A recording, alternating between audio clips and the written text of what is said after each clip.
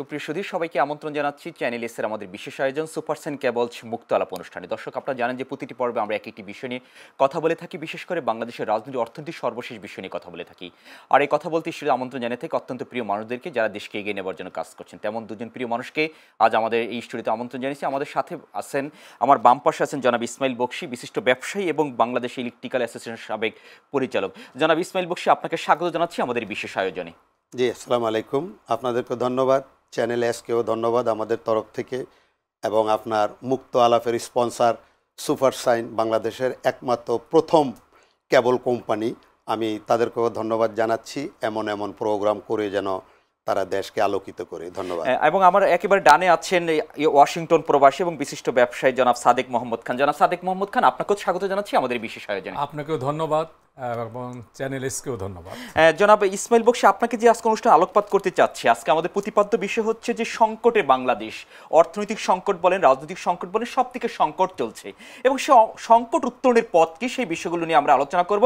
আপনার কাছ থেকে জানতে চাচ্ছি যে বিশিষ্ট ব্যবসায়ী এবং দীর্ঘদিন ধরে অ্যাববিসির সাথে কাজ করছেন, বাংলাদেশ ইলেকট্রিক্যাল অ্যাসোসিয়েশনের সাবেক পরিচালক এবং ব্যবসায়ীদের বিভিন্ন বিষয় নিয়ে গণমাধ্যমে প্রতিনিয়ত কথা বলে থাকেন। কিন্তু আমরা দেখেছি বিগত সরকারের সময় আপনি কথা বলছেন গণমাধ্যমে, তখনও আপনাদের অনেক সমস্যা, এখনও অনেক সমস্যার কথা আপনারা বলছেন, কিন্তু সেগুলো এখন পর্যন্ত সমাধানের কোনো মুখ আমরা দেখিনি, আপনারাও দেখছেন না, বা সেগুলো সমাধানের পথ কি? ব্যবসায়ীরা আছে নানা ধরনের সংকটে, সে সংকট উত্তরণের পথ কোন দিকে যেতে যাচ্ছে বাংলাদেশ? ধন্যবাদ নয়ন সাহেব। আসলে আপনি একত্রে অনেকগুলি প্রশ্ন করে ফেলছেন। এই প্রশ্নগুলি বাংলাদেশে আজকের নূতন নয়। ব্যবসায়ীদেরকে একজন লোক জিজ্ঞেস করলে সে সঙ্গত কারণেই বলে যে ভাই, আমাদের ব্যবসা কিন্তু ভালো না।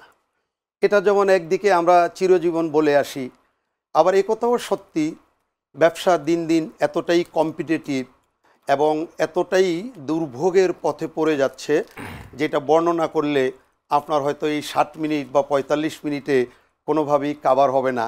এটা আমাদের যে অভিজ্ঞতা, এবং আমি সেই 1980 থেকে ঢাকায় ব্যবসা শুরু করেছি, আমার ব্যক্তিগত চিন্তা চেতনা বললে মনে হয় কয়েক সপ্তাহেও এটা শেষ হবে না। নিশ্চয়ই। তো ব্যবসায়িকদের সাথে চলাফেরা করি, নিজে ছোটোখাটো ব্যবসা করি, এবং ব্যবসায়িক সংগঠনের সাথে দীর্ঘদিন যাবৎ জীবন বলতে গেলে অতিবাহিত করে দিয়েছি। নানাভাবেই বলেছি, আপনার এই প্রোগ্রামেও আমি একাধিকবার এসেছি, এ সমস্ত ব্যাপারে আমি কথা বলেছি। তা আজকে একটু ভালো লাগে যে আমরা আজকে বোধহয় আপনাদের এখানে নতুন ডেকোরেশনে, নতুন আঙ্গিকে দাঁড়িয়ে দাঁড়িয়ে কথা বলছি। এজন্য আবারও আপনাদেরকে ধন্যবাদ এত সুন্দর পরিবেশ করার জন্যে। ব্যবসায়ীরা এক কথায় বলতে গেলে এই মুহূর্তে অভিভাবকহীন বলতে পারবেন। ব্যবসায়ীদের এই মুহূর্তে কোনো অভিভাবক নেই। আমরা হয়তো এফবিসিসিআইয়ের দিকে চেয়ে থাকি যে তারা আমাদের একজন অভিভাবক, বা এখান থেকে বাংলাদেশের বড় বড় ব্যবসায়ী মুখগুলি আসে যারা সরকারের সাথে লবিং করে আমাদেরকে বিভিন্ন সুযোগ সুবিধা এবং একটা স্থিতিশীলতা বিরাজ করার জন্যে নিশ্চয়ই কাজ করবে। কিন্তু আমরা দেখি কি, যে আসলে পতিত সরকারের সময় আমরা দেখেছি ব্যবসায়ীদের থেকে যে সমস্ত আলোচনা আলাপ বা যে সমস্ত অভিযোগ অনুযোগ এবং পরামর্শগুলি দেওয়া হয়, তা বরাবরই কিন্তু একেবারে নিগৃহীত হয়ে আসছে। এমনও সময় গিয়েছে যখন মাতলুব সাহেব আমাদের চেয়ারম্যান ছিল এফবিসিসিআইয়ের, তখন আমরা পত্রিকায় দেখেছি বাণিজ্য মন্ত্রণালয়ে আমরা যে ধরনের সুপারিশ করেছি, খুব হেডিং করে লেখা হয়েছিল, তার 95%ই করা হয়নি, 5% গৃহীত হয়েছে। কিন্তু একটা লোক যদি ক্লাসে একটা পরীক্ষা দিতেও গেলেও কিন্তু 5% ভুল করে বা 20% ভুল করে। কিন্তু প্রশ্ন হলো, এই 5% কি আসলে ব্যবসায়ীদের সুবিধার জন্য হয়েছে না অসুবিধার জন্য হয়েছে আমি জানি না। এই ধারা এখনও কিন্তু অব্যাহত রয়েছে। ব্যবসায়ীদের প্রতিনিধিত্বের ক্ষেত্রে আমরা দেখি এফবিসিসিআইতে যে যায়, আমরা আগে একটা গ্রামীণ কথা আছে যে যে যায় লঙ্কা সে হয় রাবণ। সত্যি কথা, আমরা দীর্ঘদিন যাবৎ আনিসুল হকের পর থেকে এফবিসিসিআইতে আমরা ভালো আমাদের মনের মতো ব্যবসায়ী বান্ধব কোনো বন্ধু পেয়েছি বলে আমার মনে হচ্ছে না। যাক, সেগুলি অন্য কথা। এখন ব্যবসা যেমন খুব টপ লেভেল থেকেও ব্যবসা হয়, আবার ফুটপাতে যিনি ব্যবসা করে সেও ব্যবসা হয়। সারা পৃথিবী জুড়েই ফুটপাত আছে, পৃথিবীর বহু জায়গা ঘোরার মতো সৌভাগ্য আমার হয়েছে, আমি দেখেছি। কিন্তু বাংলাদেশে ব্যবসার সুষ্ঠু যেমন কোনো নীতিমালা নেই, যতটুকু নীতিমালা আছে তার কোনো ইমপ্লিমেন্ট নেই। আপনারা হয়তো জেনে থাকবেন, আমরা অনেকবার বলেছি যে পতিত সরকারের শুরুর আমলে আমাদের একটা ট্রেড লাইসেন্সে লাগতো 400 টাকা, সেটা এখন কার্যবেদে 16 থেকে 20,000 টাকাও আমরা দিচ্ছি। সেটি হয়তো বা দেশের প্রেক্ষাপটে সেটি পরিবর্তন হয়েছে বা সেটি সরকার দেশের উন্নয়নের জন্য সেটি করছে, কিন্তু আমরা যেটি বলছি যে ক্ষুদ্র এবং মাঝারি ব্যবসায়ীরা যারা কিন্তু তারা কিন্তু একেবারেই কিন্তু পথে বসে গেছে কিন্তু এই সরকার, বিশেষ করে সরকারের সময় আর কি, তারা বলছে আর কি। যথার্থ আপনার কথা, আপনি তো আসলে শুরু থেকেই বলতে হবে, না হলে এটা তো লাইন হারিয়ে যাবে। আমরা একটা অসহনীয় যন্ত্রণায় আওয়ামী লীগ সরকারের সময় ছিলাম যে কোনোভাবেই আমরা তাদের সাথে দেন দেড়বার করে ভ্যাটের ব্যাপারটা কিন্তু সুরাহা করতে পারিনি। কিন্তু আমার যে অ্যানালাইসিস, আমার যে প্রেক্ষাপট, রাষ্ট্রে এখনও যদি বলে যে 37-38% টাকা আয় হয় সেটা ভ্যাটের থেকে, কিন্তু আপনি ভ্যাটকে নিয়ে যদি ইন্ডিভিজুয়ালি রিসার্চ করেন, এই 37-এর সব কিছুই আয় হয় প্রত্যক্ষ ভ্যাট থেকে, পরোক্ষ ভ্যাট থেকে না। কিন্তু ব্যবসায়ীদেরকে যেই ভ্যাটের আয়তায় ফেলানো হয়েছে সেটা আমরা আমদানি পর্যায়ে যেই ভ্যাটটা পরিশোধ করে থাকি এটা প্রত্যক্ষ ভ্যাট। আমি প্রত্যক্ষ ভ্যাট নিয়ে আমি কোনো কথা বলবো না, কিন্তু পরোক্ষ ভ্যাট যেটা আমাদের বিক্রির সময় যেই 5%, 7.5%, 15% দিতে হবে, এখানেই একটা মহামারী আমাদের লেগে আছে। আচ্ছা, সরকারি আইনগুলিকেই এইভাবে করা হয় যেন প্রতিটা আইনের ভিতরেই একটা ভুতুরে সর্ষে রেখে দেওয়া হয়। সেটি আপনারা আগে বলছেন এখনো 11 মাসের সরকার পরিবর্তন বা 1 বছর হয়েছে, তখন আপনারা কি কাউর কাছে কি এগুলো বলার কি কোনো জায়গা পাননি বা আপনারা সেগুলো এখন পর্যন্ত পরিবর্তন করতে পারেননি কেন? দেখুন, আমাদের একটা বড় আশা ছিল যে পতিত সরকারের পরে আমরা মনে মনে ভেবেছিলাম হয়তো বা দেখবেন একটা হয়তো ছোট একটা আলোর সুযোগ এসেছে। আমরা প্রফেসর ডাক্তার মোহাম্মদ ইউনূসকে পেয়ে অনেকেই পুলকিত হয়েছিলাম, অনেকে না, আমি বলবো বাংলাদেশের মানুষ একটা নিঃশ্বাস ছাড়ার জায়গা পেয়েছিল। আচ্ছা, কিন্তু যত দিন যাচ্ছে মানুষ কিন্তু অসন্তুষ্টি ততই বেড়ে যাচ্ছে। একদিকে যেমন আমাদের আশার আলো বিএনপি দীর্ঘদিন ক্ষমতায় ছিল না, আমরা মনে মনে ভেবেছিলাম যে বিএনপির একটা শিক্ষা হয়েছে, তারা মানবতার সবাই হয়তো এগিয়ে আসবে। একটা দেশের প্রাণ বলতে কিন্তু ব্যবসা। আপনি ব্যবসায়ীরা ভালো না থাকলে ওই দেশের কৃষক, শ্রমিক বলেন, কবি, সাহিত্যিক যাই বলেন, কেউ কিন্তু সুস্থ থাকবে না। দেশের মূল প্রক্রিয়াটা শুরু হয় বিভিন্ন খাতে ব্যবসা থেকে। আজকে আপনি ব্যবসায়িক এই পরিধির কথা বলতে গেলে মাঝারি এবং ক্ষুদ্র শিল্পের যারা আছে তারা নানাবিধ যন্ত্রণায় একেবারে নিষ্পেষিত। আমাদের দেশটা একটা আমদানি নির্ভর দেশ। একটা আমদানি নির্ভর দেশে আপনাকে এনবিআরের যে সমস্ত পলিসিগুলি এখন করে রাখা হয়েছে, এটা আমার মনে হয় এই যে স্বাধীনতার 53 বছর পরেও মানুষ যত দিন যাচ্ছে ব্যবসায়ীরা তত নিগৃহীত হচ্ছে। আমরা এই বিষয়গুলো, নিগৃহীতের বিষয়গুলো আরেকটু শুনবো আপনার কাছ থেকে। আমি একটু সাদেক মোহাম্মদ খান আপনার কাছ থেকে জানতে চাচ্ছি, যেটি হচ্ছে আপনি প্রবাসীতে আছেন এবং প্রবাসীতে বিজনেস করছেন এবং সেখানে বিশিষ্ট ব্যবসায়ী, আপনি ওয়াশিংটন প্রবাসী। আমরা জানতে চাচ্ছি বাংলাদেশের যে প্রেক্ষিতে যে বিষয়গুলো আপনি দেখছেন, আপনি মাঝে মধ্যে বাংলাদেশে আসেন এবং এগুলো নিয়ে কথা বলে থাকেন, বিশেষ করে দেশের যে অর্থনৈতিক একটা ভঙ্গুর অবস্থা এখন চলছে, সেটা থেকে উত্তরণের পথ কি আপনি কিভাবে দেখছেন, বা দেশের যে একটা ক্লান্তিকাল চলছে রাজনৈতিক বলেন অর্থনৈতিক বলেন, সেটাকে উত্তরণের পথ কি বা কি করা যেতে পারে? ধন্যবাদ নয়ন। একজন প্রবাসী হিসাবে আমি বাংলাদেশের বর্তমান অবস্থানকে একটা পরিবর্তনের সময়কাল হিসাবে মনে করছি। রাজনৈতিকভাবে দেশ এক গুরুত্বপূর্ণ স্থানে আছে। এখন নতুন সরকার এসেছে, নতুন নীতি নির্ধারক এসেছে। অর্থনৈতিক দিক দিয়ে কিছু চ্যালেঞ্জ আছে, মুদ্রাস্ফীতি, তারপর বিদেশি বিনিয়োগ নাই বলতে গেলে চলে। আমাদের প্রথম প্রধান কাজ হচ্ছে রাজনৈতিকভাবে একটা নতুন সরকার আসলে পরে, নির্বাচন হলে তখন নতুন বিনিয়োগ আসবে। আবার আমেরিকার সাথে আমাদের বিরাট একটা প্রবলেম রয়ে গেছে, ট্যারিফ। আমি জানি না এটা কিভাবে সমাধান হবে। বর্তমান সরকার তত্ত্বাবধায়ক বলেন আর নিরপেক্ষতাই বলেন, তারা চেষ্টা করতেছেন একটা সমাধানে আসার জন্য। কিন্তু দেশের সার্বিক পরিস্থিতিতে বর্তমান ব্যাংকিং ব্যবস্থা সম্পূর্ণভাবে দুর্বল হয়ে পড়েছে। এটা সংস্কার অবশ্যই করতে হবে ব্যাংকিং ক্ষেত্রে। এবং ব্যাংকিং খাত যদি দুর্বল থাকে, দেশের উন্নয়ন কোনোভাবেই সম্ভব না। তারপরে রয়ে গেছে আপনার আইন শৃঙ্খলা। এখানে ঠিকমতো এখনো কোনো বোঝাই যাচ্ছে না যে কীভাবে আইনশৃঙ্খলা চলতেছে। দেশের আইনশৃঙ্খলার উন্নয়ন খুবই জরুরি এবং রাজনৈতিকবিদদের মধ্যে সহনশীলতা, সবার মধ্যে যদি সহনশীলতা এবং নতুন একটা নির্বাচন আসে তাহলে আমার মনে হয় দেশ একটা উন্নতির দিকে যাওয়ার সম্ভাবনা আছে। আর দ্বিতীয়ত হচ্ছে আমাদের দেশের যে ইতিবাচক দিক, বর্তমানে আমাদের কিন্তু রেমিটেন্স বেড়েছে, কমে নাই, এটা একটা বর্তমান সরকারের ইতিবাচক দিক।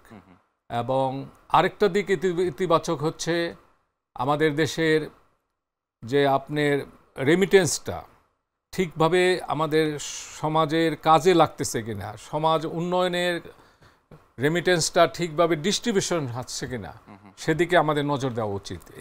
আমাদের এই ক্ষুদ্র ক্ষুদ্র বিনিয়োগ যেটা আমাদের দেশে সবচেয়ে বেশি দরকার, সরকারি পলিসি কিভাবে বিনিয়োগটা করা যায়, ক্ষুদ্র বিনিয়োগ, তারপরে আপনার যে সমস্ত প্রযুক্তিগত দিক আছে আমাদের দেশে, তরুণদেরকে ইনক্লুড করার জন্যে কিভাবে তরুণদের জব মার্কেট সৃষ্টি করা যায়, সেদিকে সবার প্রথমেই আমাদের একটা নির্বাচন দরকার। নির্বাচিত সরকার আসলে পরেই মনে হয় আমাদের অর্থনীতি কিছুটা ঘুরে দাঁড়াবে। এটা হলো আমার। এখন কথা হচ্ছে যে আপনি যেটি অ্যানালাইসিস করছেন, যেটি হচ্ছে যে দেশের যে অর্থনৈতিক অবস্থা এবং আইন শৃঙ্খলা পরিস্থিতি যে বিঘ্ন ঘটছে প্রতিনিয়ত, এই ক্ষেত্রে হচ্ছে যে আমেরিকাতে যে তাদের যে শুল্কের বিষয়টা যে 35%, সেটিও কিন্তু তারা কিন্তু এখনো কিন্তু কোনোটা একটা অবস্থানে কিন্তু আসেনি বা এখনো কিন্তু সেটা কিন্তু সমাধান হয়নি। কিন্তু যদি না হয় তাহলে এমনিতে গার্মেন্টস ফ্যাক্টরিগুলো কিন্তু অলরেডি কিন্তু একেবারেই কিন্তু নাজুক অবস্থা কিন্তু তারা বা প্রতিনিয়ত বলছে আর কি করা যেতে পারে, বা হচ্ছে যে আসলে আপনি কি আলোর মুখ দেখতে পাচ্ছেন বা আপনি কতটুকু আশাবাদী? আমি সম্পূর্ণভাবে আশাবাদী।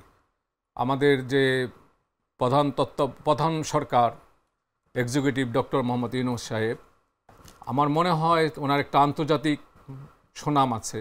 যে কোনো উপায় হোক আমেরিকার সঙ্গে আমাদের একটা মুক্ত বাণিজ্য তো হবে না, যে কোনোভাবেই হোক ট্যারিফের ব্যাপারে একটা সিদ্ধান্ত আসা উচিত, তা নাহলে আমাদের ভবিষ্যৎ অন্ধকার। আপনি বোধহয় এটা একটু জানেন যে ট্যারিফের ব্যাপারটা নিয়ে সময় কিন্তু আর 2-1 দিন আছে, সময় কিন্তু বেশি নেই। না, সেই ক্ষেত্রে আমরা যে আশার আলো নিয়ে দাঁড়িয়েছিলাম যে ডক্টর মোহাম্মদ ইউনূস তার লবিংকে স্ট্রং করে অবশ্যই এখান থেকে ওভারকাম করে আসবে। আমি গতকাল রাত্র পর্যন্ত যতটুকু নিউজে পেয়েছি যে অলরেডি 13টা দেশ ইউএসের সাথে একটা হিডেন এগ্রিমেন্ট করে তারা কিন্তু উত্তীর্ণ হয়ে এসেছে। আমরা এখনো নিরাশায় দুলছি এবং আশা করতেছি 2-1 দিনের ভিতরে এটার একটা নিউজ আসবে। তবে ডক্টর মোহাম্মদ ইউনূসের সাথে আমাদের জানা মতে বর্তমান যেই আপনাদের প্রেসিডেন্ট আছে, এর লবিংয়ের 9 বিধায় তার হয়তো একটু ব্যাঘাত হতে পারে। সেই ক্ষেত্রে দেশটা কিন্তু একা ডক্টর মোহাম্মদ ইউনূসের না। এখানে যেমন বিরোধী দল রয়ে গেছে বিএনপি, অন্যান্য দলগুলি আছে, তাদেরও কিন্তু বিভিন্নভাবে যদি দেশটাকে ভালোবাসি ডিপ্লোম্যাটিক ওয়েদেরকে তাদেরকেও তো কিন্তু চেষ্টা করতে হবে।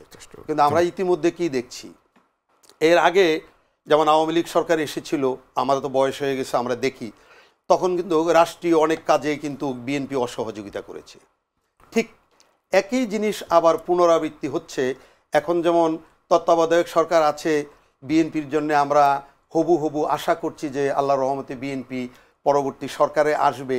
সেই ক্ষেত্রে বিএনপির বিরুদ্ধেও যেমন একটা দল লেগে আছে এবং বর্তমান সরকারের বিরুদ্ধেও কিন্তু আমি বলবো যে বিএনপির নানাবিধ অভিযোগ আছে। আমি মনে করি এই সমস্ত অভিযোগগুলি উত্তরণ ঘটিয়ে দেশের জন্য আমাদের সকলের একত্রে কাজ করা উচিত।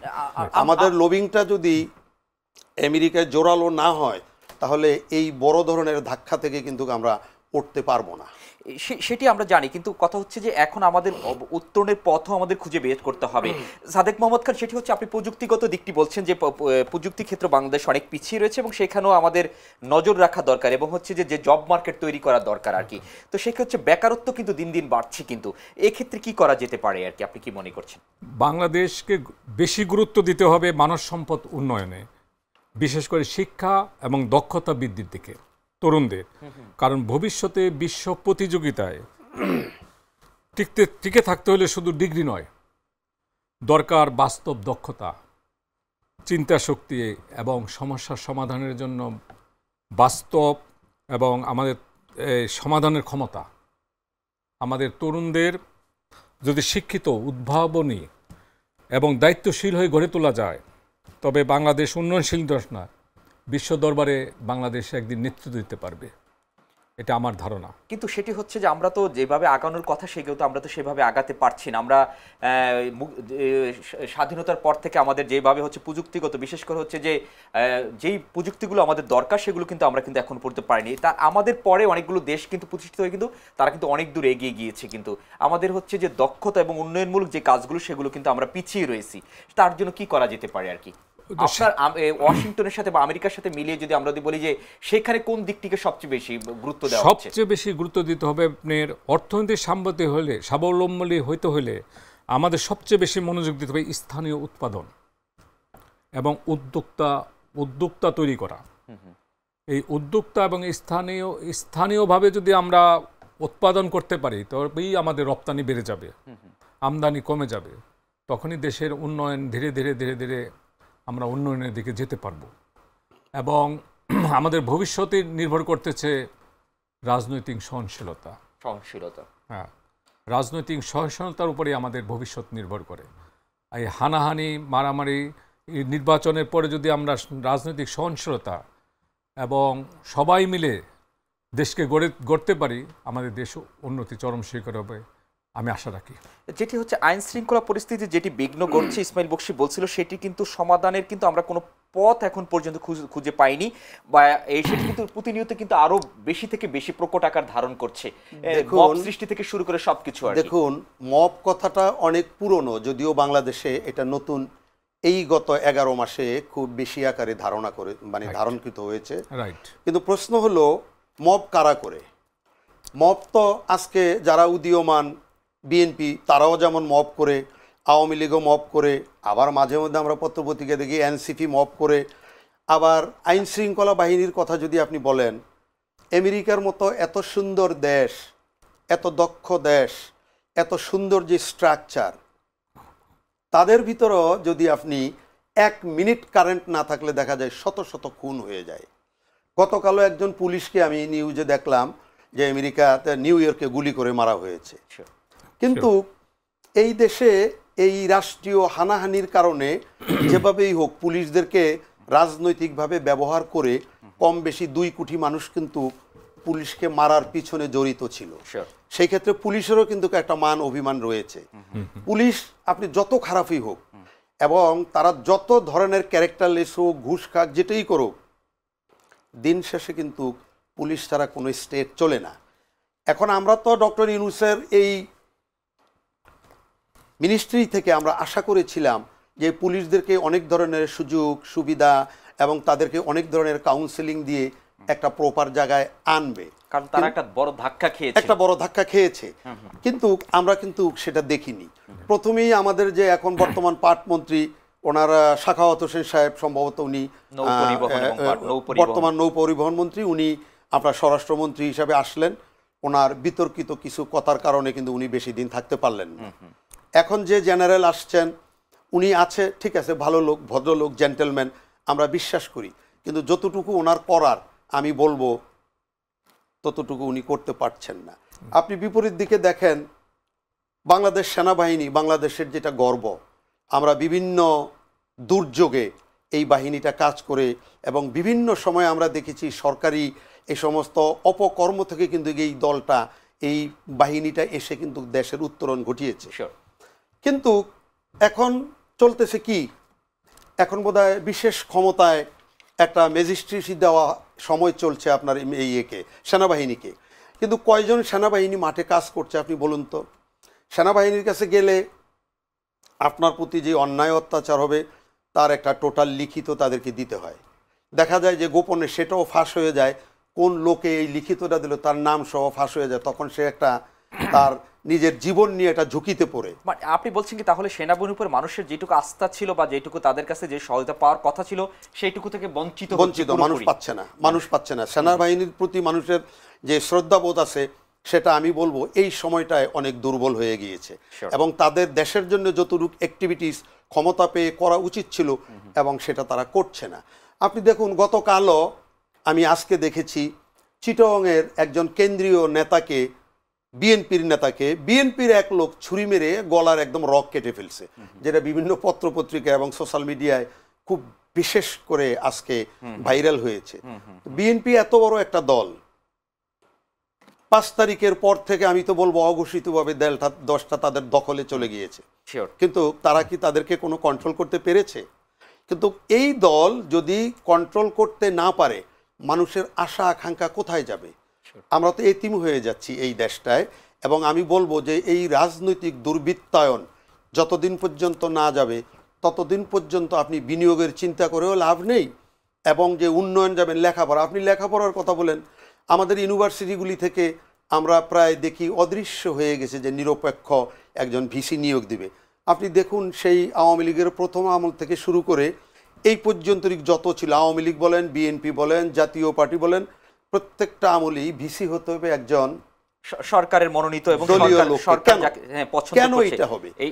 শিক্ষার এই জায়গাটায় যদি একজন দলীয় ভিসি নিয়োগ করা হয়, সে কখনোই দলের বাহিরে যাবে না। সেটি ইউনিভার্সিটির যে পরিস্থিতি, সেটি আরো বিঘ্ন ঘটবে। আমরা আপনার কাছে আসবো, আমরা একটা বিরতিতে যাব। সাদেক মোহাম্মদ খান, আপনাকে একটা প্রশ্ন রেখে আমরা বিরতিতে যেতে চাচ্ছি, যেটি হচ্ছে যে আপনিও ঢাকা বিশ্ববিদ্যালয়ে পড়াশোনা করেছেন এবং এখন প্রবাসে আছেন।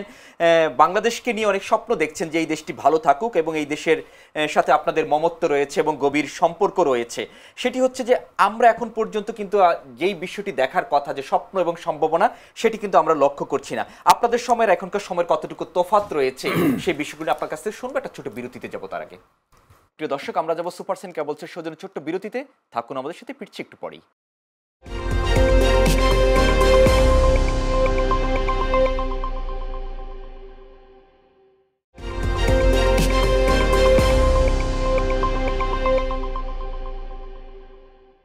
বিরতির পর সবাইকে আমন্ত্রণ জানাচ্ছি সুপারসেন কেবলস মুক্ত আলাপ অনুষ্ঠানে। আমাদের সাথে আছেন ইসমাইল বকশী, বাংলাদেশ ইলেকট্রিক্যাল অ্যাসোসিয়েশনের সাবেক পরিচালক, এবং সাদেক মোহাম্মদ খান, ওয়াশিংটন প্রবাসী। সাদেক মোহাম্মদ খান, বিরতির আগে আপনার কাছে প্রশ্ন রেখেছিলাম যে আপনারা বাহির থেকে বা বিদেশ থেকে যেভাবে দেশটিকে দেখতে চাচ্ছেন, বা আমরা সেই অবস্থায় যেতে পারিনি, কিন্তু আপনাদের সময়কার বিশ্ববিদ্যালয়ের যে অবস্থা, এখনকার অবস্থা আরও নাজুক, বা সেই অবস্থা কেন এই অবস্থা হয়েছে? একজন প্রবাসী হিসাবে আমাদের শিকড় তো বাংলাদেশে। আমি সবসময় বাংলাদেশের নিউজ পেপার, পত্রপত্রিকা, এমন দিন নাই যে আমি না পড়ি। অনলাইন যেভাবে হোক দেখতে চেষ্টা করি। তখনকার সময়ের আর এখনকার সময়ের ডিফারেন্স আসলে আমি যে কিভাবে বলবো ভাষায় আমার প্রকাশ করার। তখন তো ইউনিভার্সিটি ছিল মাত্র 4টা ইউনিভার্সিটি, এখন ইউনিভার্সিটি আছে 150টার উপরে। বেসরকারি বিশ্ববিদ্যালয় ছিল না। আমাদের সময় আমরা অনেক রেসপেক্ট করতাম, ছাত্রদের মধ্যে একটা অন্যরকম একটা সদ্ভাব ছিল। এখন তো পলিটিক্সই ভিন্ন হয়ে গেছে। রাজনৈতিক হানাহানি খুবই কম হইতো আমাদের সময়, এখন রাজনৈতিক হানাহানি, খুন লেগেই আছে, খুন খারাপি। আমাদের সময় ছাত্ররা কখনো বাণিজ্য করতো না, এখন ছাত্ররা বাণিজ্যের মধ্যে নেমে পড়ছে। কয়েকদিন আগেই আপনারা দেখতে পাচ্ছেন গুলশানে একটি ঘটনা, এটা আমার কাছে খুবই খারাপ লাগছে, মর্মাহত ঘটনা। আমি একটু সাদেক সাহেবের সাথে দ্বিমত করতে চাই। অ্যাকচুয়ালি আমি বলবো ছাত্ররা কখনোই কিন্তু বাণিজ্য করতো না এবং বাণিজ্যের সাথে জড়িত না। বিশিষ্ট নেতৃবৃন্দ যারা আছে রাজনীতিক, তারাই বাণিজ্যে উদ্বুদ্ধ করে ছাত্রদেরকে বাণিজ্য করায়। নিশ্চয়ই সেটি আমরা সেই প্রসঙ্গে আসবো। জি জি প্লিজ। জি, আপনি সম্পূর্ণ, আমি আপনার সাথে সম্পূর্ণভাবে একমত। আমাদের নেতৃবৃন্দ যদি দেশপ্রেমিক না হয়, দেশকে না ভালোবাসে, তাকে তো আমরা নেতৃত্ব দিতে পারি না তার হাতে। এখানেই আমাদের দুর্বলতা। এই দুর্বলতা কাটিয়ে ওঠার জন্যই কিন্তু একটা বিরাট বিপ্লব এসেছে দেশে। এই বিপ্লবকে যদি আমরা কাজে না লাগাতে পারি, আমাদের ভবিষ্যৎ মনে অন্ধকার। এই ভবিষ্যৎ, এই বিপ্লবকে আমাদের কাজে লাগাতে হবে। এই বিপ্লবকে কাজে লাগানোর জন্যই সব রাজনৈতিক দলের মধ্যেই সহনশীলতা থাকতে হবে, একে অপরকে রেসপেক্ট করতে হবে। তারপরেই আমাদের দেশটাকে উন্নয়নের জন্য, এগিয়ে নেওয়ার জন্য, ওই ধরনের একটা নেতৃবৃন্দ তৈরির জন্য আমরা আশাবাদী প্রবাস থেকে। সেটি হচ্ছে বিশ্ববিদ্যালয়গুলোর সাথে এবং রাজনৈতিক যে অস্থিরতা প্রত্যেকটা বিশ্ববিদ্যালয়ে চলছে, সেটি হচ্ছে যে প্রত্যেকটা রাজনৈতিক দলের সাথে এক একটা লেগে আছে। সেটা থেকে উত্তর না, আপনাদের সময় যেটা ছিল না এখন সেটা আছে। এটার জন্য কি প্রশাসনকে কি আমরা দায়মুক্ত রাখতে পারি কিনা, বা তাদেরকে দায়ী করতে পারি কিনা? আমরা অবশ্যই কিছুটা প্রশাসন, এর মধ্যে প্রশাসনই তো রাজনীতির কাছে দায়বদ্ধ আছে। সুতরাং কিভাবে আপনি করবেন প্রশাসন দিয়ে? প্রশাসনকে যদি ওই রকম ফ্রিডম দেওয়া হতো এবং এটার জন্য যদি আলাদা একটা মিনিস্ট্রি করা হতো, এটার জন্য আলাদা যদি ইটসেলফ একটা আইন করা হতো এবং সেটাকে যদি কেউ এরকম দেখে রাখতে পারতো তাহলে হয়তো সম্ভাবনা ছিল। প্রশাসন আপনি দেখুন, গত 53 বছরে আমরা দেখেছি প্রশাসন যখনই আসে তখন প্রশাসন দেখা যায় যে যেই দল ক্ষমতায় থাকে তার কথাই শুনতে হয়। এখানে তো উপায় নেই। কাজেই দেশ আপনি কিভাবে এখান থেকে উত্তরণ করবেন? যারা সামাজিক লোক আছে, যে সোসাইটির যে সাধারণ লোকগুলি আছে, এদেরও তো একটা সময় যে টাকার কাছে বিক্রি হয়ে যায়, কোনো না কোনোভাবে দুর্নীতির সাথে জড়িয়ে দেয়, তাহলে আপনি কোথায় থাকবেন?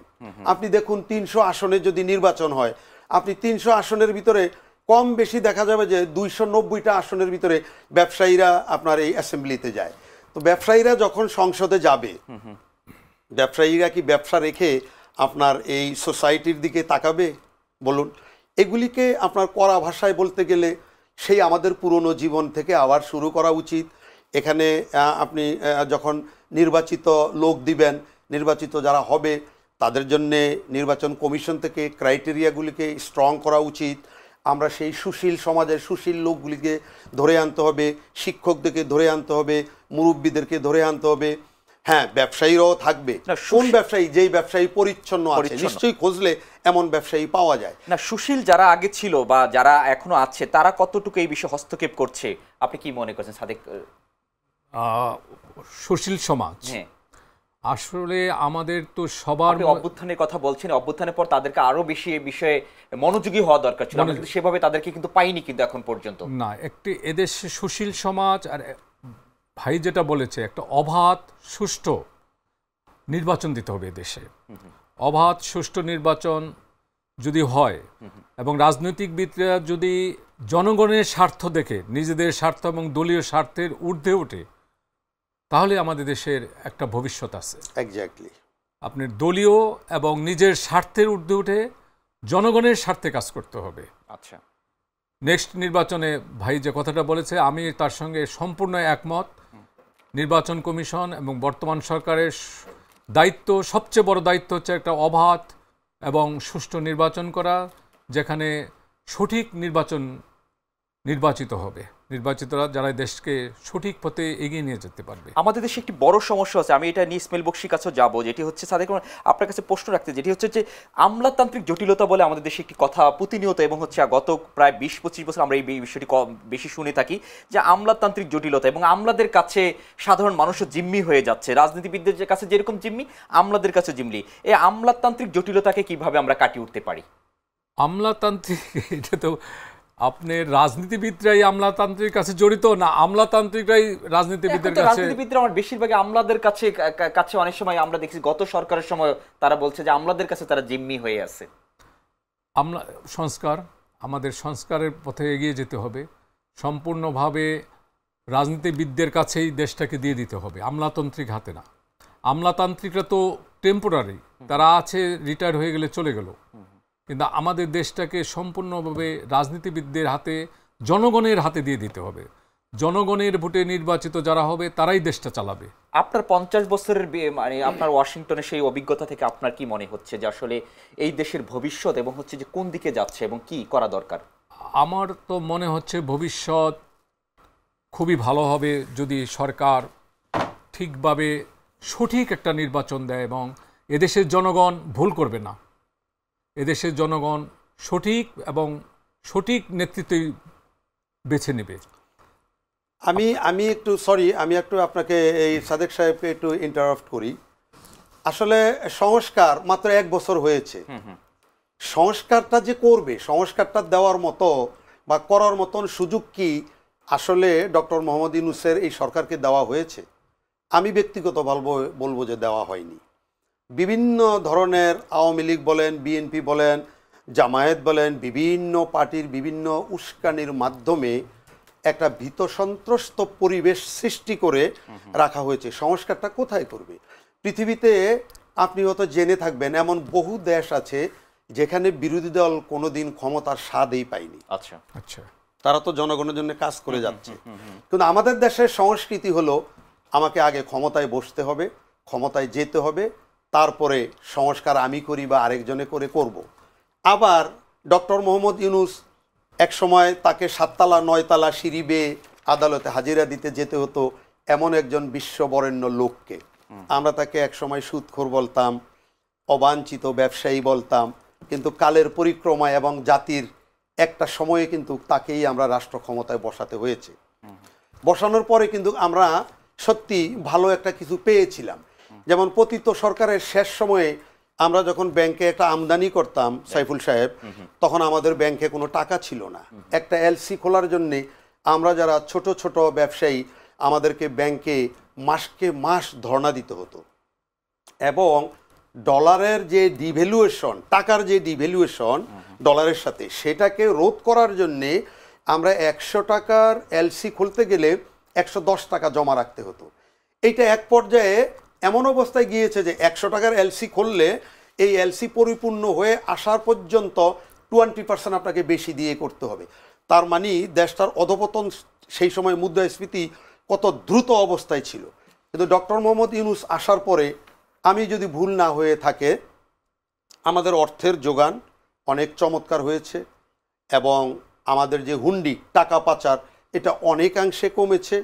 আমি যদি ভুল না করি, এই মুহূর্তে আমাদের রিজার্ভ সর্বকালের শ্রেষ্ঠ অবস্থায় আছে। এবং একটা সুখের খবর, গত 10 দিনে টাকার এগেনিস্টে ডলার কিন্তু 2 টাকা পিছিয়েছে। তো এই দিক দিয়ে আমাদের অগ্রগামী আছে। কিন্তু ব্যাংকিং সেক্টরগুলি যতটাই স্ট্রং করা হয়েছে এই সরকারের আমলে, এনবিআরকে কিন্তু ততটা শক্ত করা হয়নি। আচ্ছা, এনবিআর এই দেশে এখনও কর্পোরেট কোম্পানিগুলিনের সাথে কাজ করে এবং তাদের গানেই গায়। আমরা যারা মিডিয়াম এবং ছোট ব্যবসায়ী আছি, আমরা নিষ্পেষিত হয়ে যাই। আমাদের জন্যে যে আইন, বাস্তবে এই আইন কিন্তু মাঠে কখনোই কার্যকরিতা হয় না। যার কারণে সাধারণ যারা ছোট ছোট ব্যবসায়ী, এরা নিরুৎসাহিত হয়ে যাচ্ছে। এবং বিনিয়োগের যেই কথাটা সাদেক সাহেব বলেছেন, আমার খুব আফসোস লাগে যে শুধু আমেরিকা থেকে আমাদের বছরে বা মাসে কত বিলিয়ন করে ডলার আসে। একমাত্র আমাদের দেশে এখন বলা যায়, যাদেরকে আমরা কামলা বলি, 1 কোটির উপরে সম্ভবত প্রবাসী আছে যারা এই দেশে টাকা পাঠায়। আপনি গার্মেন্টস খাত যদি বলেন, আমি বলবো যে না, গার্মেন্ট খাত না, একমাত্র আমাদের প্রধান খাতই হলো এখন ম্যান পাওয়ার। এই ম্যান পাওয়ারের জায়গাটাও আমি বিশ্বের বহু জায়গায় যেয়ে দেখে আসছি, বাংলাদেশিদের কি দুরবস্থা। এগুলি দেখার জন্য কিন্তু ডিপ্লোম্যাটিক ওয়েতে একটা এম্বাসিও কোনো ভালো কাজ করেছে বলে আমি খুব ভালো একটা দেখিনি আমরা। এই অবস্থা চলতে থাকলে আমরা কি শুধু ম্যান পাওয়ারের উপরে, যেমন 20 কোটি লোকের ভিতরে যদি আমরা 1 কোটি লোক বাহিরে থাকে বা 1.5 কোটি লোক বাহিরে থাকে, তার মানে প্রতি 15 জনের এগেনিস্টে একজন আমাদের বিদেশ থেকে বৈদেশিক মুদ্রা আহরণকারী আছে। এই দিকেই কিন্তু আমরা এগিয়ে আছি। আজকে আমেরিকার যে অবস্থা, যদি আমি শুনেছি 1 মিলিয়ন লোককে কিন্তু বের করে দিবে খুব রিসেন্টলি। এর ভিতরে সৌদি আরবের যে অবস্থা, তারা চিন্তা করছে যে তাদের প্রায় 10 মিলিয়ন লোককে তারা বহিষ্কার করতেছে। মালয়েশিয়ার যে অবস্থা, তারা সব কিছু বন্ধ করে দিচ্ছে। কদিন আগেই 300 লোক আমাদের ফেরত দিয়ে দিয়েছে। এই অবস্থা চলতে থাকলে আমরা যেভাবে গার্মেন্টস সেক্টরে একটা মার খেয়ে যাচ্ছি, অন্যদিকে আমরা কিন্তু জনশক্তিতেও পিছিয়ে পড়ছি। এ ব্যাপারে আমি বলবো যে বিরোধী দল যারাই আছে, আওয়ামী লীগও এখান থেকে তারা অনেক সন্ত্রাসী কর্মকাণ্ড করেছে, অনেক ধরনের দেশটাকে লুটতরাজ করেছে। যারা যখন ক্ষমতা পেয়েছে, ক্ষমতার অপব্যবহার করার চেষ্টা করেছে, এখনই বা ক্ষমতার কতটুকু ব্যবহার হচ্ছে সেটা নিয়ে আমরা হচ্ছে যে না, তারা তো বিদেশে থেকে সরাসরি হুমকি দিচ্ছে যে এই দেশের সরকারকে কোনোভাবে শান্তিপূর্ণভাবে থাকতে দিবে না।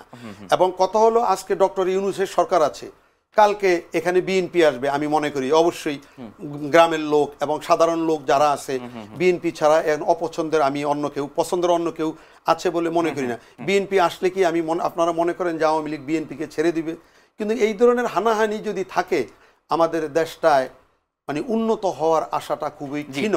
সেই ক্ষেত্রে আমরা কিন্তু দিন দিন নৈতিকতার ভাবে এবং আন্তর্জাতিকভাবে কিন্তু শুকিয়ে যাচ্ছে। যে আমরা আপনার কাছে আসবো, ক্ষমতার অপব্যবহার যেটি বলছে যে ক্ষমতার যে যখন আসে ক্ষমতার ব্যবহার করে এবং সবার আগে দেশ, কিন্তু যে দেশগুলো উন্নত হয়েছে তারা কিন্তু দেশকে কিন্তু সবার আগে প্রাধান্য দিয়েছে, কিন্তু আমাদের মধ্যে কিন্তু এখনো সেটা কিন্তু জাগ্রত হয়নি। এই যে সাদেক মোহাম্মদ, আপনি মনে হয় আমার সাথে একমত হবেন, বিষয়টিকে দ্বিমত হবেন না মনে হয়, কিন্তু আমাদের কিভাবে, আমাদের দেশাত্মবোধ আমাদের থেকে এত বেশি চলে গেছে কেন? দেখুন, বাঙালি আমরা, বাংলাদেশি, আমরা তো দেশপ্রেমিক এখনও হইতে পারি নাই। 50-53 বছর আমাদের দেশ স্বাধীনতা পেয়েছে আমরা, একটা সত্য কথা কি, যারা আমেরিকায় যায় প্রথমে পা দেয়, আমি যদি জিজ্ঞেস করি দেশের অবস্থা কি, প্রথমেই প্রশ্ন দেশের অবস্থা ভালো, ভালো না। কিন্তু একটা ইন্ডিয়ান এমনকি পাকিস্তানি আমি কোনোদিন মুখে শুনি নাই যে তাদের দেশ খারাপ। আমাদের এই কালচার থেকে বেরিয়ে আসতে হবে যেভাবেই হোক, দেশকে ভালোবাসতে হবে। সাদিক সাহেব, এটা বাস্তবতা। আমরা একটু আসতেছি এই বিষয়টা। হ্যাঁ, এই এই এই এই বাস্তবতা, এই কালচার থেকে আমাদের মন মানসিকতা চেঞ্জ করতে হবে। এই মন মানসিকতা চেঞ্জ করতে হলে প্রথমেই দরকার কি, একটা নিরপেক্ষ দেশপ্রেমিক সরকার, যার অভাবেই আমাদের আজকে এই প্রবলেমটা হচ্ছে। একটা নিরপেক্ষ সংবেদনশীল, সবাইকে ভালোবেসে দেশকে কিভাবে উন্নয়ন করা যায় সেই পরিস্থিতিতে যদি আমরা চলে আসি, আমার মনে হয় তাহলে আমাদের ভবিষ্যতের এই ভবিষ্যৎ আমাদের মঙ্গলজনক। আর নিরপেক্ষভাবে, আপনি ভাই যে বলল ব্যবসায়ী, বিনিয়োগটা কীভাবে আসবে? আপনি তো নিরপেক্ষভাবে অর্থনৈতিক যে আইন কানুনগুলো আছে সেগুলো তো নিরপেক্ষভাবে করতে পারছে না, নানা ধরনের বাধার সৃষ্টি হচ্ছে। সেই বাধার থেকে নিরপেক্ষ, ভাই একটা কথা বলেছে যে এনবিআর, আপনি এখানে বিনিয়োগ করবেন, একটা প্রবাসী এসে বিনিয়োগ করবে, তার তো বিনিয়োগ থাকতে থাকতে তার তো মাথা খারাপ হয়ে যাবে, তারপরে পরিবেশ নাই, সে তারপরে এয়ারপোর্টে যায় বলবে যে দেশ ভালো না। এই পরিস্থিতি থেকে কিভাবে উত্তরণ করা যায়, সেই জন্য আমাদের দেশের একটা নিরপেক্ষ সহনশীল রাজনৈতিকভাবে দেশপ্রেমিক সরকার আসলে পরে আমাদের ভবিষ্যৎ ভালো। সেটার জন্য আমরা সরকারও কাজ করছে। ইসমাইল বকশী বলবেন, যেটি হচ্ছে যে আপনি বলছেন ক্ষমতার, আওয়ামী লীগের সময় ক্ষমতার অপব্যবহার হয়েছে, সেটি আমরাও জানি। তারা দীর্ঘ 16 বছর ধরে যেভাবে যা ইচ্ছে তাই করেছে আর কি। কিন্তু এখন কতটুকু বা এটা থেকে আমরা মুক্ত হতে পারছি কিনা? আসলে আমরা ছোট একটা কথা আছে, আমি একটা আর্টিকেলে ছোটবেলায় পড়েছিলাম যে পাকিস্তানিদের এক হিস্ট্রি পড়তে যে আমরা ছোট গর্তের থেকে বড় গর্তে পা রাখতে যাচ্ছি। দিন যত যাচ্ছে আমরা মানুষ হিসাবে বা মুসলমান হিসাবে আমরা মনে করি যে জন্ম মৃত্যু আল্লাহর হাতে, আমি যেহেতু জন্ম হয়েছি এক সময় মরব, কিন্তু জন্ম মৃত্যুর মাঝখানে আমাদেরকে পৃথিবীতে একটা উন্নয়নের স্বাক্ষর রেখে যেতে হয়, এটাই মানুষত্ব। কিন্তু আমাদের দিন আসলে যত যাচ্ছে আমরা খুব ভালো কিছু পাচ্ছি না। পতিত সরকারের আমলে যেভাবে ক্ষমতার অপব্যবহার করেছে, তাদের আমি কোনো রাজনীতি করি না, তো সেই হিসাবে নিরপেক্ষ লোক হিসাবে আমি মনে করি যে প্রথম 5 বছর আওয়ামী লীগের মন্দ ছিল না, ভালোই ছিল। দ্বিতীয় 5 বছরে তারা 60% তাদের ভিতরে অনৈতিকতা ঢুকে গেছে। বিদায় বেলায় তারা শতভাগ না, 110% তারা অনৈতিকতার দায় মাথায় নিয়ে এই দেশ থেকে ভাগছে। এখন তাদের সর্বশান্ত দিয়ে যে সমস্ত লুটতরাজের টাকাকে এই দেশের উন্নয়ন ব্যাঘাত ঘটানোর কাজে ব্যবহার করেছে। আমি খুব সাম্প্রতিকও দেখেছি যে তারা একটা প্ল্যানে আছে যে তারা প্রবাসী সরকার গঠন করবে, এবং এগুলি আপনি দেখেন মুসলমান ভিতরেই বেশি। আমাদের পৃথিবী জুড়ে ওয়েপেন্সে আমরা ইরানকে, তুরস্ককে দেখলে যতটুকু পুলকিত হই, ততটুকুই নিরুৎসাহিত হই যখন দেখি ওই দেশের লোকগুলি বিদেশে যে প্রবাসী সরকার গঠন করে আমাদের বিরুদ্ধে কাজ করে। তো এগুলি তো একটা চলমান প্রক্রিয়া রয়েছে, শেষ করতে হবে। এবং এই যে একটা ছাত্ররা যে আসছে, এই ছাত্রদেরকে ডক্টর ইউনূস, আমি বলবো যে হ্যাঁ, ওনারও কিছু নাম শোনা যাচ্ছে, তারা দল গঠন করেছে। ইয়েস, সবাই দল করতে পারে, দল করার মতন ক্ষমতা রাখে, কিন্তু তাদের মতন বুদ্ধিজীবীরা এবং বিএনপির এই 16 বছরে তারা পারেনি কিন্তু এই স্বৈরাচারকে বিতাড়িত করার জন্য একদিন রাস্তায় দাঁড়াতে। আমরা তো দেখেছি সেই ক্ষেত্রে হাজার হাজার সন্তানের প্রাণ নিবাসের হয়ে, হাজার হাজার সন্তানের প্রাণের বিনিময়ে হলেও কিন্তু একটা স্বৈরাচারকে আমরা দৌড়াতে পেরেছি। সেখানে অবশ্যই বিএনপির হাত ছিল, এই কথা সঠিক না যে একান্তভাবে ছাত্ররাই করেছে।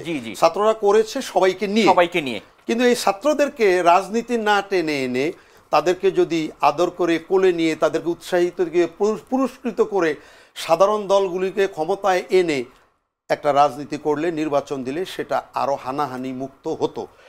এইটা না করার কারণেই এবং বিভিন্ন ব্যানারে এখন দেখা যায় যে ছাত্ররা কিন্তু অপরাজনীতিতে এবং চাঁদাবাজিতে জড়িয়ে গেছে। জি, আমাদের শেষ করতে হবে। কিন্তু এটাও ঠিক, যেখানেই খোঁজা যায় যে সাম্প্রতিককালে গুলশানের যে ঘটনা, এটা কিন্তু প্রমাণিত হয়ে গেছে যে এটা কিন্তু ছাত্ররা না, এটা ছাত্রের নামে কোনো একজন করেছে। এবং আপনাদের টিভি থেকেও কিন্তু একটা নিউজ করেছেন সাবেক সমন্বয়ক, কিন্তু এই কথাটা না লিখে আপনারা কিন্তু লিখতে পারতেন সমন্বয়ক না সে একজন সন্ত্রাসী। আপনারা যারা মিডিয়া আছেন আপনারাও কিন্তু খোলাখুলিভাবে যে আমরা আলোচনা করব জনাব ইসমাইল বকশী, আমরা এই বিষয়গুলো নিয়ে আরো আলোচনা করব। সাদেক রহমান, আর একটি বিষয় হচ্ছে যে আমরা আপনার মাছ থেকে অল্প কথার মধ্যে আপনি একটু স্বপ্নের বাণী আমাদেরকে শোনাতে পারেন, অল্প একটু, যে কি দেখছেন বাংলাদেশ। আমি বাংলাদেশের স্বপ্নের মধ্যে একটাই দেখি, দেশের তরুণরা অনেক মেধাবী। তরুণদেরকে যদি প্রযুক্তিগত দক্ষতা এবং উদ্যোক্তা তৈরি করা যায়, তাহলে এই প্রজন্মেই, আগামী প্রজন্মে আমাদের একটা সুন্দর ভবিষ্যৎ গড়ে উঠবে, সুন্দর বাংলাদেশ আশা করি। প্রবাস থেকে আমরা একটা সুন্দর গণতান্ত্রিক সহনশীল, সবার মধ্যে ভ্রাতৃত্ববোধ একটা উন্নত বাংলাদেশ আশা করি। আমরা আশা করছি। আসলে জনাব সাদেক মোহাম্মদ, আপনাকে ধন্যবাদ, এবং ইসমাইল বকশী, আপনার দুজনকে এই ব্যস্ততার মাঝে আমাদেরকে সময় দিয়েছেন, অসংখ্য ধন্যবাদ আপনাদের। ধন্যবাদ আপনাকেও। প্রিয় দর্শক, আমরা আমাদের অনুষ্ঠানে একেবারে শেষ প্রান্তে, তবে একটি কথা বলতে হচ্ছে যে আসলে আমরা স্বপ্ন দেখি এবং স্বপ্ন দেখতে ভালোবাসি, কিন্তু সেই স্বপ্ন আমাদেরকে বাস্তবে রূপান্তর করতে হলে সকলের একযোগে কাজ করতে হবে। আর যদি সকলে একযোগে কাজ না করতে পারি তাহলে আমাদের উন্নতি ব্যাঘাত হবে এবং আমরা যে আমাদের যে চূড়ান্ত শিখরে সেটি উঠা আমাদের জন্য কষ্টকর হবে। এতক্ষণ যারা আমাদের সাথে ছিলেন সকলকে অসংখ্য ধন্যবাদ জানিয়ে আজকের মতো শেষ করছি। দেখা হবে আবার অন্য কোনো পর্বে নতুন কোনো অতিথির সাথে। সেই পর্যন্ত সবাই ভালো থাকবেন। আল্লাহ হাফেজ, শুভরাত্রি।